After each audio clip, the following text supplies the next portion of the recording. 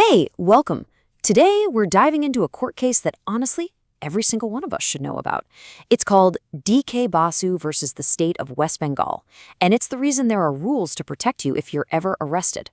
And look, this isn't just some dusty old law book stuff. This is your personal shield. So here's how we're going to break it down. First, we'll look at the pretty scary reality before this case. Then, we'll get right into the DK Basu case itself. After that, we'll unpack the actual rules the court laid out to protect us. And finally, we'll see why it's still so incredibly important today. It's a question we all hope we never, ever have to ask for real. But knowing your rights is your first and, frankly, your best line of defense. Before 1997, the answer to this question was dangerously fuzzy. And that vagueness, well, that's really at the heart of our whole story today. Okay, so let's set the scene. To really get why this case was such a game changer, we have to understand the dark reality it was meant to fix, the very serious problem of custodial violence. Custodial violence, it's exactly as awful as it sounds. It's any kind of abuse, physical or mental, that happens to someone while they're in police custody. The Supreme Court saw this as more than just a crime. They called it a deep violation of human dignity, a direct attack on our basic civil liberties. It was obvious something had to be done. And that's what brings us right to the case itself. It all started with a simple letter from a man named D.K. Basu, who pointed out the horrifying number of deaths happening in police custody. In a really unusual move, the Supreme Court decided to treat that letter like a formal court case. And just like that, the stage was set for a major legal showdown. Just look at the key purpose here. This case wasn't just some argument between two sides. Nope. Its mission, decided back in 1997, was way bigger. It was about building a nationwide shield to stop violence and death in police custody once and for all. So, how did the court actually solve this huge problem? Well, this is where it gets super practical. The court didn't just write a long opinion saying, this is bad. Instead, it created a mandatory set of rules, a literal shield for every single person being arrested or detained.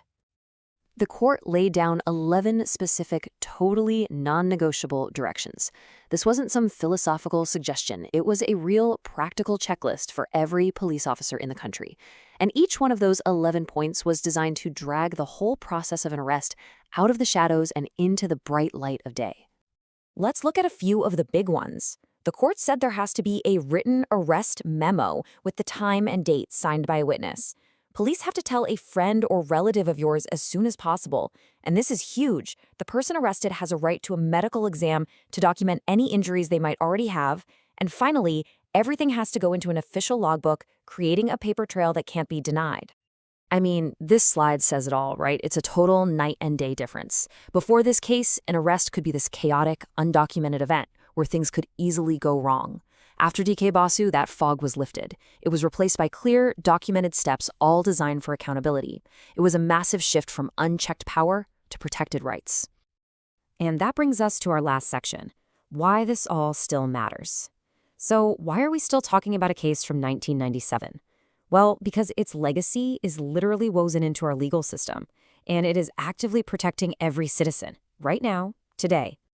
Legal experts say this case basically invented a whole new area of law they call custodial jurisprudence. Okay, that's a fancy term, but all it really means is that the court built a complete rulebook for protecting the rights, the dignity, and even the life of anyone in police custody. It was absolutely groundbreaking. And let's be crystal clear on this. These are not suggestions. They are legally binding orders for every single police force in the country. The Supreme Court said these rules have the full force of law until our parliament, maybe, one day, passes its own version. For now, they are a fundamental, non-negotiable safeguard. When you boil it all down, this is what it's about. The DK Basu judgment took one of the most vulnerable moments in a person's life, getting arrested, and surrounded it with a strong, enforceable set of rights. It built a shield of accountability where before there was just a void. But that leaves us with one last, really important question to think about. We have the rules, they're on the books, but is a legal framework by itself enough to guarantee safety and dignity every single time? It's a powerful reminder that while the law gives us a shield, making sure it's used perfectly is a fight that's always ongoing. Thanks for tuning in.